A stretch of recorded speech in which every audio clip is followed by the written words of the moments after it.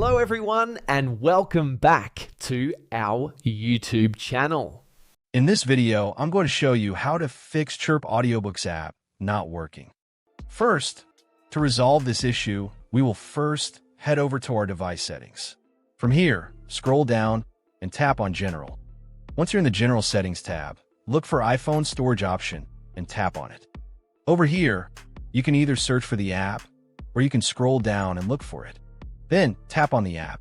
On the next screen, you need to tap on the Offload app option. A confirmation pop-up will come up. Now tap on the Offload app option here. It'll take a bit for processing, and then a reinstall button will show up. Simply tap on it to reinstall the app. This should resolve the issue, but if it doesn't, then you need to check if the app is running an older version. Head over to App Store. From here, double tap on this search icon in the bottom right corner, and then search for the app.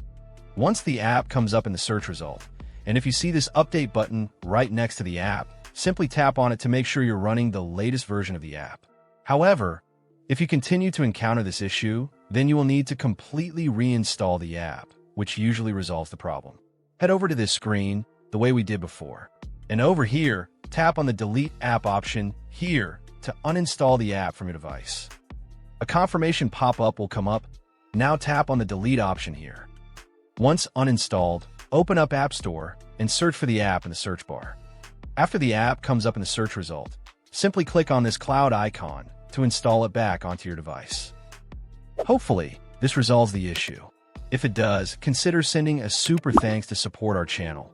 And also don't forget to hit the subscribe button. We'll see you in the next video.